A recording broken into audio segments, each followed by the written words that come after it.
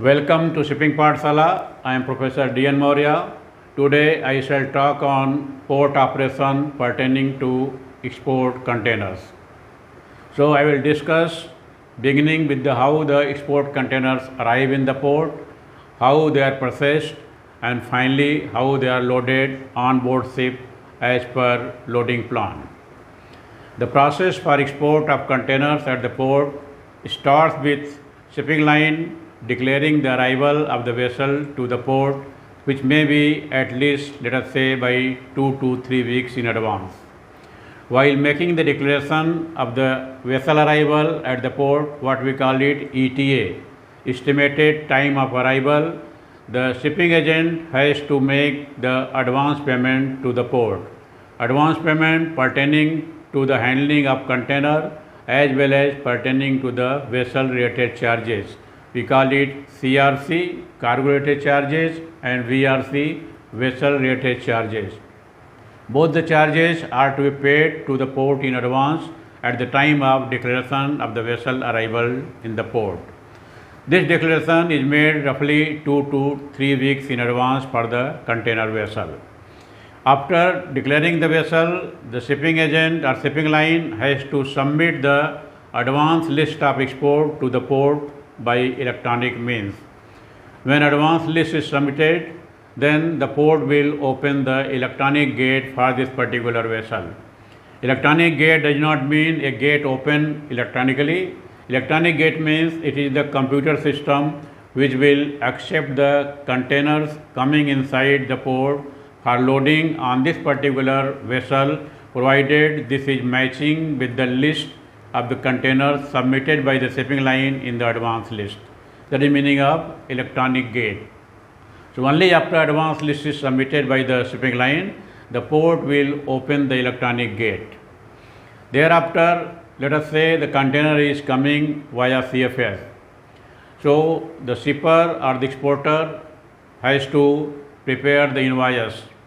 Invoice can be prepared in the office of the exporter, in the warehouse, anywhere he can prepare it. He will prepare the invoice giving the serial number, date of invoice, and who is the exporter, that is the name, address, phone number, email ID, everything, complete detail of the exporter and also complete detail of the consignee.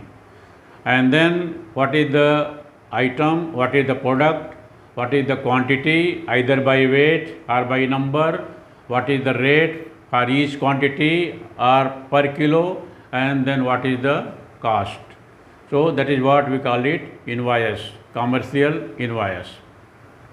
After invoice is prepared, the exporter through the CHA, actually all the documents are prepared by the custom house agent on the advice of exporter or shipper.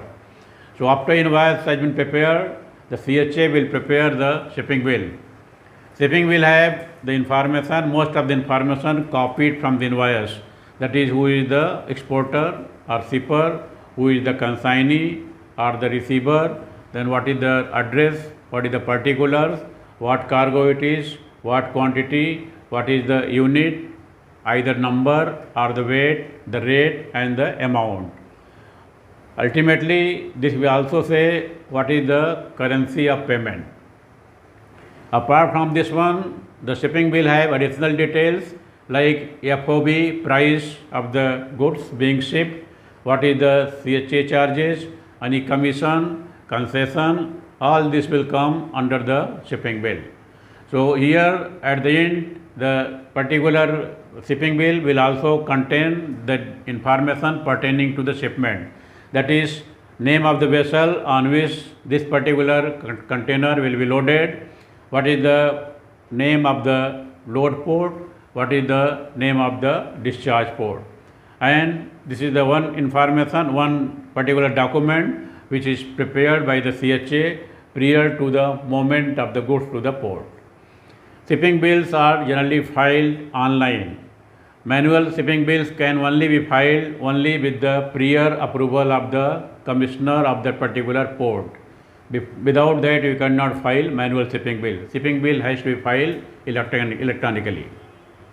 Now, after shipping bill has been filed, then the cargo can be moved in the truck to the CFS. That is the loose cargo for the purpose of stuffing can be moved to the CFS by the exporter or his transporter. That too after taking the carting order from the corresponding CFS. Now when the cargo reaches to the CFS, then the first step will be carting will be done. Carting means taking out of the cargo from the truck and putting into the shed or in the yard. After carting, the custom will do the assessment of the cargo. That is what he has put in the shipping bill. The same thing has been mentioned or same thing has been brought here. So he will do the assessment, and after the assessment, if he finds, if the custom feels it is okay, satisfactory, then he will order the examination of the goods. Examination of goods will take place at CFS. That is examined by the custom officer, who are the level of generally preventive officer, PO, or the superintendent. They will examine. After examination, they will put up the examination report to the custom office back to the same custom officer. Thereafter, the custom will clear it and the custom will say, okay, you can do the stuffing. Stuffing will start. After stuffing, while stuffing, you have to prepare the container packing list. While stuffing is going on, container packing list will also be prepared. After packing is over, packing list is over, then container has to be sealed with the custom seal. After sealing the container, custom will issue the let export order. It means now container can be exported. This is the export consignment cleared by the custom. This is the export container cleared by the custom. So LEO, let export order, is issued at this particular stage. Now, if the container, let us say, coming from the factory directly as a stuffed container, whether this is sealed in the presence of central excise or under self-removal process, SRP. Under any scheme, if the container has been stuffed at the factory step and has arrived to the port for loading on board ship, then this container can be taken to either buffer yard or any designated CFS by the custom where the clearance will be done. So here this type of stuffed container coming from the factory will enter the CFS. The seal will be checked, what seal was put at the time of leaving the factory, and document will be checked. If it is okay, then here custom will clear it and issue the LEO, let export order. So whether container coming as a stuffed container directly from the factory, either stuffed in the presence of central excise officer or stuffed under the SRP self-removal process, will come and will get the LEO at the port, designated CFS. On the other side, the cargo being stuffed at the CFS in the presence of custom will also get let export order by the custom after sealing of the container. So hereafter the container will have to be moved to the port. Container will be moved to the port on tractor trailer, for which a gate pass is prepared. Gate pass will be prepared by the shipping agent and will be issued basically by the CFS operator. This gate pass will have various details like container number, size of container, type of container, TT number, TT registration number, then owner of the TT, name of the driver, etc. All the details will be there, from which CFS it is moving and to which port or to which terminal it is going. So this is the gate pass. So with the gate pass, container will reach to the container in gate. This container could be either coming from factory directly or coming via CFS having the let export order. So at this point, the other custom officer sitting at the container gate will check the seal of the container and check the shipping document. If found okay, he will issue he will clear it for let ship. What he call let ship is issued by the custom at the container gate. Let ship means now container can be loaded on board ship. After this, the container will be examined custom by the security person. Security check of custom will take place. Then the details, that is the gate pass or the shipping bill will be passed to the clerk of the port sitting at the container gate in the computer room. Now the clerk sitting in the container room will enter the detail of the container, that is the container number, that is good enough. Only the container number with 11 alphanumeric digits will be entered by the clerk at the gate. Now this particular number will fetch the information from the computer center, port computer center, where the advance list have been fetched by the shipping line. So this will match. Immediately the complete detail will come out on one screen. One complete screen will appear giving the details of what is this container number, what is the type, what is the size, who is the exporter, who is the consignee, by which ship it is going, from which CFS is coming, on which ship being loaded, which is the load of port, which is the port of discharge. All the information will come out on one sheet just by entering the container number. We call it EIR, Equipment Interchange Report. What is the equipment? Equipment is container. What is interchange? Now the responsibility of the container will change from CFS to the port. So EIR will have the printout with the date and time. Today, let us say today is the 19th of July 2023. Time is 11 o'clock. So this will mention that this has been entered at 1100 hours on 19th July 2023. So any problem coming in the container with regard to the breaking of the seal, missing of the cargo, damage of container will lie on the port. So it's a equipment interchange report. Authority changes here from CFS, container has come into the custody of the port.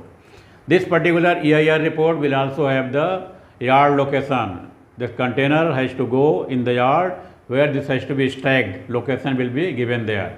So the driver of the tractor trailer will take the container to particular yard, and then crane will come, RTGC, and container will be offloaded as per the plan, as per the loading plan of the vessel which has been prepared by the port.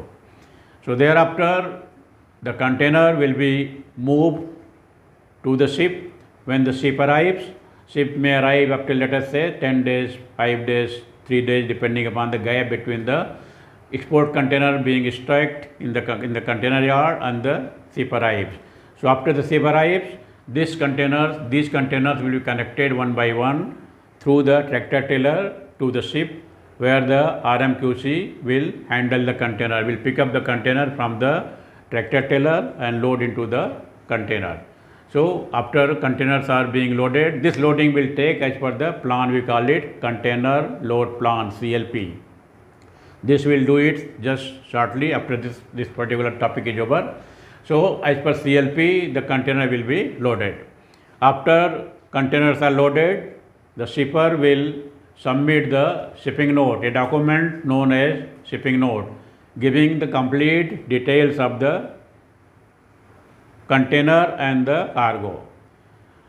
Shipping note will be received by the chief officer or the master, will be endorsed, and then this becomes mate receipt. So mate receipt will be issued to the shipper from the master of the ship. That is a acknowledgement that container has been placed on board ship. This mate receipt will be taken by the shipper to the office of the shipping line. So mate receipt will be surrendered, and shipping line will issue a document, we call it bill of lading. That is the document of title. Very important document. Without this document, you cannot do the clearance of the container at the port of discharge. So this is again two things. The bill of lading means now container is in the custody of the shipping line. That is the receipt you have got it in the form of bill of lading. And secondly, this is a document of title. You cannot receive the container at the port of discharge unless you produce the bill of lading at the port of discharge to the shipping line to get the delivery order. Now we will come to the loading plan. We will see how the CLP is prepared. For keeping the container in the container cellular vessel, each slot has got a unique identification number. It means container can be kept only at a designated place, and whatever designated place you decide, that cannot be duplicated, similar to the container number. And this is done by following a system, we call it BRT system. That is the bay, row, tier. B stand for bay, R stand for row, T stand for tier, TIER. So the entire vessel is divided into BRT system. You can see here, first the marking of B, bay will see it, then will come to row and tier. Bay marking in the ship is done, that is starting from the forecastle, you can see here, that is bay number 1, 3, 5, 7, 9, 11, 13, 15, 17, so on so up to 33. So bay marking on ship is done in odd number, starting with 01, next will be 03, next will be 05, and so on so till the end of the vessel. Second thing about bay marking, it is done from the forecastle side, starting from forward side. So 01 bay will be always on the front side, then followed by 03, 05 and so on so. And the total number of the bay will depend upon the total length of the vessel. So three important things about the bay marking. First, this start from the forecastle side. Second, this will have always odd number 1, 3, 5 and so on so, and the total number of bay will depend upon the length of the vessel. Now what happens to the number in between? Let us say you've got 3 here, 3 and 5, in between 4 is missing, between 7, 9, 8 is missing, between 11 and 13, 10 is missing. So these are the even number in between which are not shown here. So what is this indicate? 3, 5, 7, 9, this number marking is only for the 20 feet container. It means if you are planning for 20 feet container, you have to adhere to this particular system of marking. That is, you have to look for the bay number 3, 5, 7 and so on so, provided the container is of 20 feet size. You can see the physical construction of this particular place, or you can say space where the containers are kept. 3 and 5 you can keep together. It means one 20 feet container in bay number 3 and then one 20 feet container in bay number 5. Both can be kept side by side. Again, there is some space here between 3 and 7. There is a barricade, there is physical barrier. So you cannot put any container here. This could be something like hatch cover. After one hatch cover, some space is left. You cannot put the second container on this one. So thereafter start the 7. Between 7 and 9, which means 7 you can keep one container to the side, we say 9. So 7, 9 can be kept adjacent to each other. Similarly, 11, 13 can be kept adjacent to each other. But between 9 and 11 there is a physical barrier. Between 7 and 5 there is a physical barrier. Between 13, 15 there is a physical barrier. So you cannot keep the container in between. That means this space, whether we use it for 120 feet container bay number 3 and 120 feet container in bay number 5, or you can use 140 feet container using the both spaces. It means 3 and 5 can be occupied together by keeping 140 feet container. Similarly, you can have the 40 feet container occupying 7 and 9, and you can give a number as 8, 08, that is the even number. You can keep one 40 feet container occupying 11, 13 space, you can number it as 12. So again 40 feet container. It means for 40 feet containers, the bay marking is counted in even number. So bay marking will have the even number, that is here 4, here will be 8, 12, 16 and so on so. So marking for the bay for 40 feet container will be in even number. Starting could be generally from the 4, because 1 and 2 the construction of ship is that such that the front side is slightly projected one. You cannot keep 40 feet there. So generally between 3 and 5 we start with 4. So 4 plus 4 8 plus 4 12 plus 4 16 plus 4 20 and so on so. So you can say bay marking for 40 feet container will be in even number, starting from 04 and having a gap of 4, 4. So 04, next number will be 08, next 012, 0 16, 20 and so on so. So that is how the marking for the bay is done. Always starting from the forecastle going toward the stern. In case of 20 feet, we have marking in odd number. In case of 40 feet, we have the marking in even number. Okay. Then coming next, that is to the marking of the row. Row marking, I am not showing it here by drawing. The row means it is from the center of the ship. Let us say the ship has got a center somewhere here, 0 line. So from center of the ship, you have to do the row marking to the left side and to the right side. I will just show by the sketch how the row marking is done. Now we will see tier marking. Tier marking in the ship. You can see the sketch of the vessel, container vessel. The ship, you can, let us divide it in equal 2 parts, something like this. This center line, we call it 0 line, or you can also call it as central line. Okay. Now from this center line, we have to make the row. The ship has got a row, division of the row on the port side and starboard side. What is port side, starboard side? When you stand on the ship somewhere and look at the front side, to the left side is port, to your left is port side, and to your right is starboard side. So this side will be known as starboard side, STBD. Okay. So this is the port side, this is the starboard side. Now rows marking will be like this. Row marking, from the central line, keep one container, let us something like this, a 20 feet container at this one, close to the 0 line. Then side by side, next to this container, you keep the, let us say, second container, not on top, just on the side. You keep a third container like this. So the first container, when you keep it touching the center line, this number will be on the port side, we call it at 02.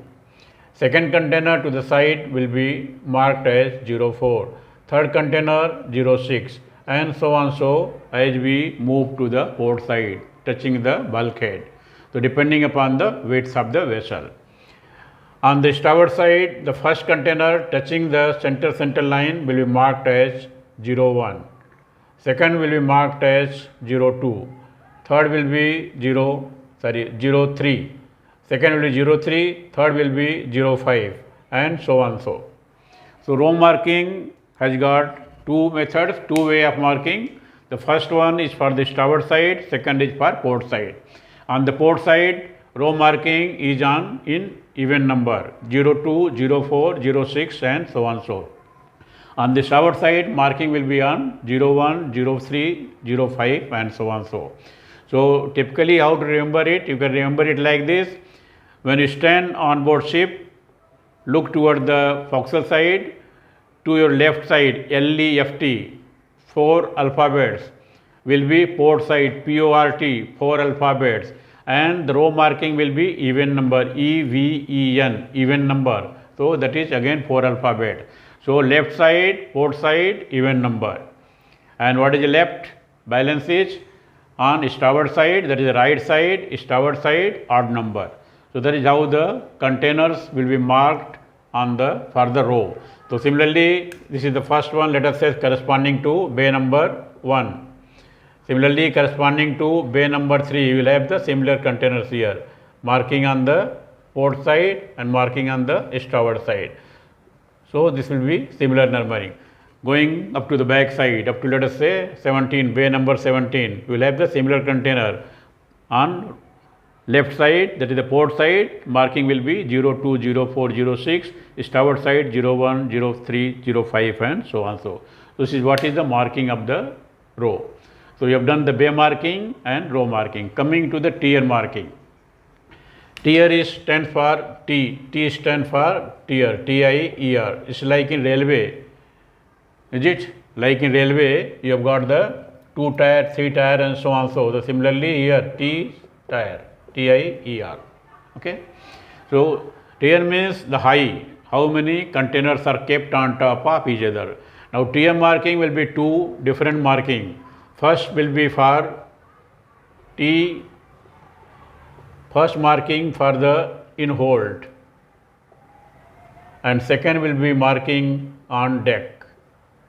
Two different type of marking for the TN marking. One is for hold and another is for deck.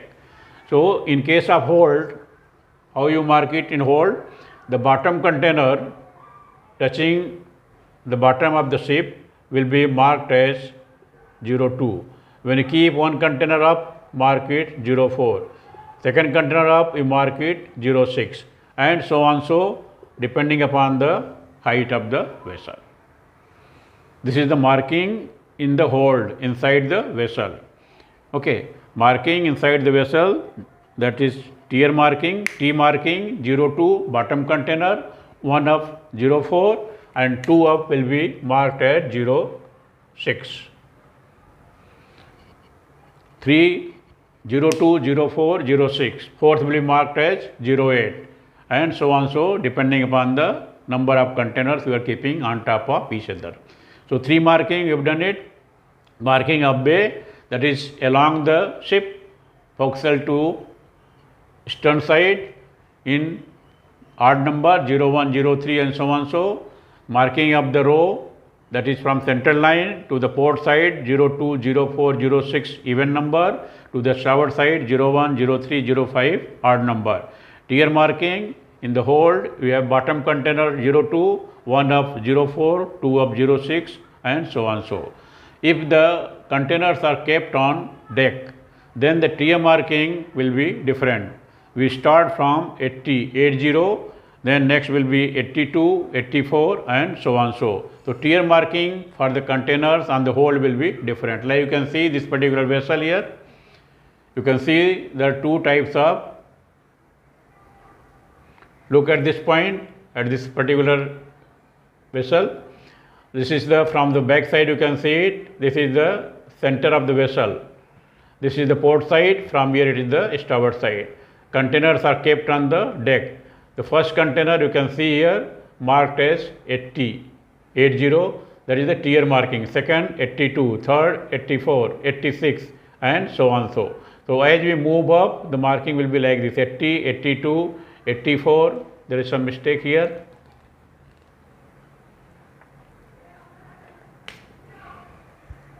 84, 86, 88 and so on, so. That is the marking of the tier on vessel. The first container on deck height wise 80, 82, 84, 86 and so on, so. On this one, on the row side from 00 line, here we will be marking on the port side 02, 04, 06. This side 01, 03, 05, that is the row. Bay you are talking about, this is the bay. If you look it from here, this is the length of the vessel. Start from here. This is the along the vessel 01, 03, 05, 07, 17, 21, 19 and up to, let us say, going up to 33. So this is the marking of the vessel along the vessel, that is the bay. So bay marking will be like this.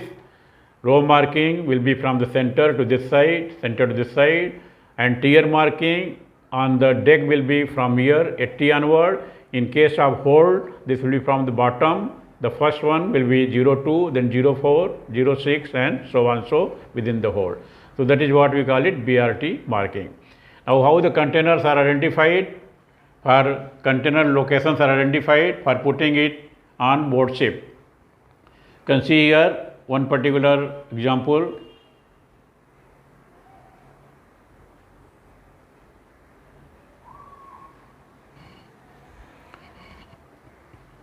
You can see here container number, this is the what we call it sequence list. When the port is preparing the sequence list, it is mentioned like this: container number, size of the container, yard location and location of the container on board ship in the form of BRT system.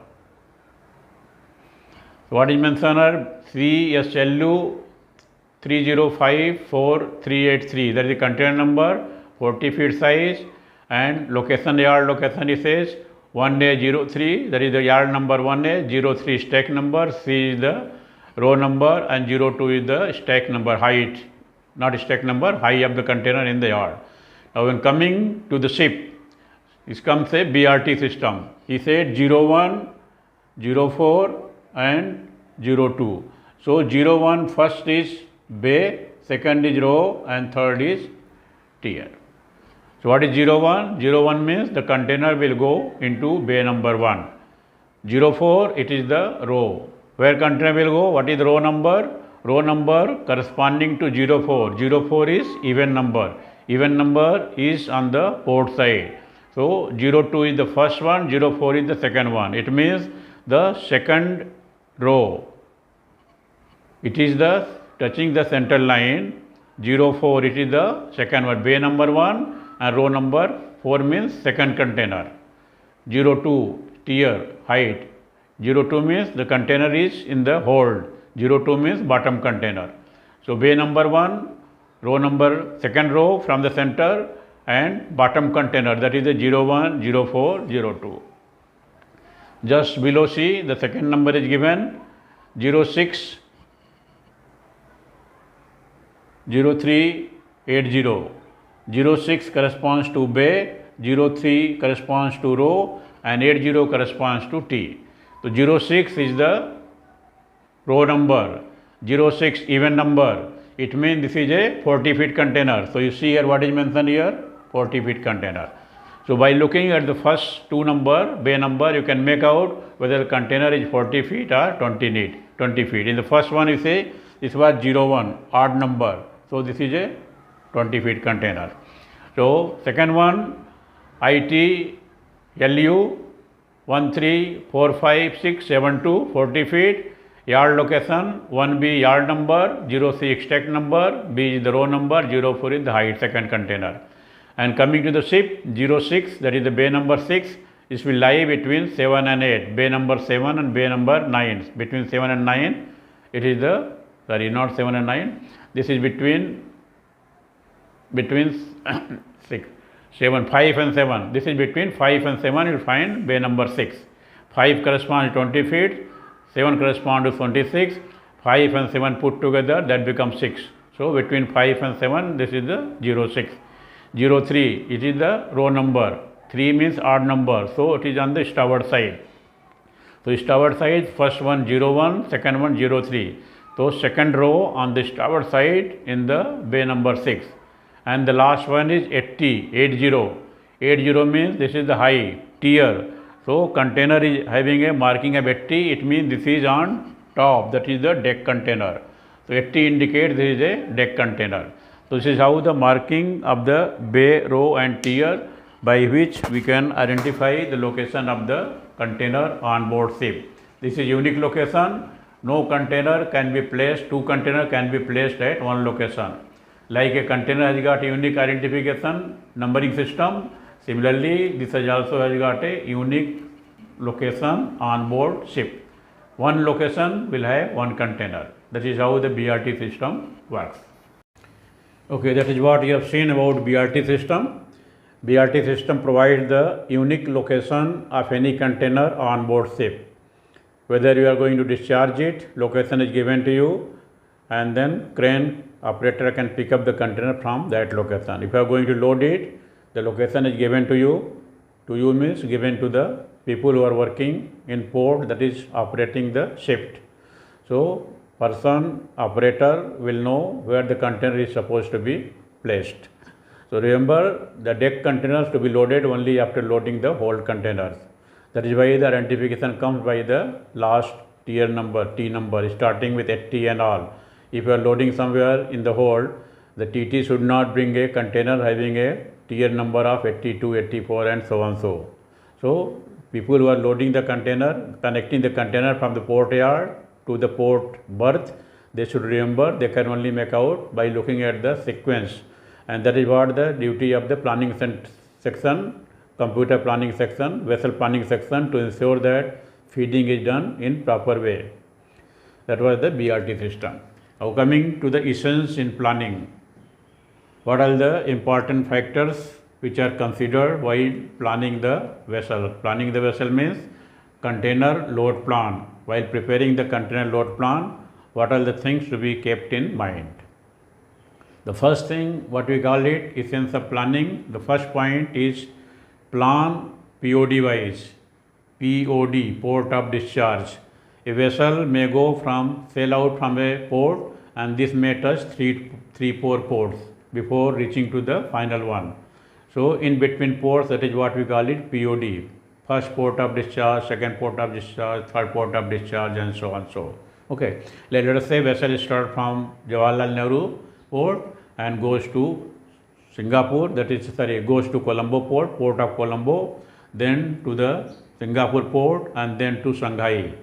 So what we call it, it has got port of Colombo, first POD, port of Singapore, second POD, and port of Shanghai, third POD. So you say it has got 3 POD. So planning of the container has to be done POD wise. POD wise means the container to be discharged at the first port has to be kept on top. Is it? You cannot keep the container which is supposed to be discharged at the port of Colombo in the bottom. Because if you do that mistake, what happens? You have to discharge other containers and then keep them somewhere on the berth, on the jetty, and then take out the last container, then discharge it and put other containers back to the place. So this will result in loss of time and loss of money. Port does not do any charity. If you have done some wrong loading, port is discharging, it has to charging without any fruitful work, because somebody has made mistake while loading the container. And also vessel gets delayed, and if the delay is very, very significant, sometimes vessel may lose the tide. When vessel is losing the tide, this may go only next day. Going to next day means this may miss the port of call at the next port. This may miss the scheduled ETA at the next port of call. So becomes very, very serious problem. So that is why the container to be discharged first or to be kept on top, and subsequently second POD below this, last POD at the bottom. Whether on the deck or in the hold, you have to follow the system. This is what we call it, the essence in planning. Planner have to ensure that they have to plan it for loading as per the port of discharge. It means if the first port, you have to discharge the container first. While loading, you have to ensure this comes on the top, and the last POD container goes at the bottom. Second essence in planning, that is the plan according to the weight of the container, weight wise. Weight wise means heavy container should go at the bottom and the light container should come on top. This is to ensure better stability of the vessel. Vessel is a floating object, so if more and more weight are kept in the center and at the bottom, stability becomes high. So you have to ensure that higher weight container always go down below, as low as possible, whether on the deck or in the hold. If it is a deck container, on the deck you ensure this is kept on the lower side, that is 80, 82 and so on, so tier number. If it is a hold container, try to ensure this is going at 02, 04 and so on, and the light container will come on top of that one. But there may be case that when there is a clash between these two principles, POD and weight wise, both are clashing. It means the POD is first POD, but the container is of heavy weight. So heavy weight is supposed to go at the bottom, but first POD is supposed to be at top. So there is a clash. So what you should do in that case? Which rule will prevail? So in this case, the POD gets the priority, because the container has to be discharged first. So priority will go for the POD. POD will overrule the rule of the weight wise loading. But remember, this can be exemption few containers. If you have hundreds and hundred containers loaded like this, then you are going to disturb the stability of the ship. So what happens at the last, before sailing of the vessel, master will come and he will have a look. If the stability of the vessel is disturbed because of loading many containers of heavy weight on top, then he will order to discharge the containers. So master becomes the final authority. Shipping line, owner of shipping line cannot say, you are my employee, you follow my instruction. Port cannot say, I will not discharge you, simply sail out. Master becomes the final authority. He will say, discharge these containers and then load it in this way. If you are not able to manage POD, then don't load this container, keep it as shut out in the port yard. So he becomes the final authority. The stability of the vessel is very important. Master duty is to ensure that life of the people at ship. He is the sole responsible for this. So nobody can challenge his decision. Third one, essence of planning. You have to plan according to the number of crane available. Let us say vessel has got a length of some 300 meters. You have got, let us say, 3 cranes. All the 3 cranes can be deployed. So plan the loading of container according to the crane wise. So allot it, first crane, second crane, third crane, in such a way that crane clash should not take place. It means you should not plan it in such a way that one crane you plan it from forward side, put in bay number 1 and moving toward the forecastle, moving toward the stern side. In the center you keep one crane, let us say center bay is somewhere, bay number 15. This also you move it toward the forecastle side. So after serving 2-3 bays, both the crane will clash. Means neither the first crane can go toward the center of the vessel, nor the center crane can go toward the forecastle of the vessel. So we call it crane clash. So what will happen ultimately? Crane will be idle. One crane has to go to the original place, another crane will work. So though crane available 3 number, but you cannot utilize all the 3 crane because of the poor planning, bad planning, okay, or wrong planning. So what you should do it, plan it in such a way the crane move in same direction, okay. Give them some space. Let us say each crane can work in, let us say, some 10 holes. There are 10 number of holes, or bay. 10 number of 10 each, 10 bay each crane. There are 30 bays. So put in such a way that first crane you keep it at bay number 1. Then second one keep it bay number 11. Third one keep it bay number 21. And they all will move toward the stern side. So they can service 10 bay each. That is the planning according to cranes, number of cranes available. Then planning according to the bay wise. Loading has to be planned according to the bay. It means you are going to load the container in bay. Let us say you have got a crane working on the front side, bay number 1, 2, 3, 4, 5. So try to connect the vessel, connect the container to the vessel according to bay. It means load first bay number 1, then you connect the container of bay number 3. Then connect the container of bay number 5, then 7 and so on. So you should not feed it from the yard that first comes to bay number 1, second container comes for bay number 5, third one comes for bay number 3. So what will happen? The RMQC will do only the long travel, up and down, kadam tal, no work, only doing the long travel. So productivity will go down. So we have to plan according to bay wise. That is why I say it is the duty of the planner to ensure that they generate the sequence list in such a way that they cover the bay in sequence.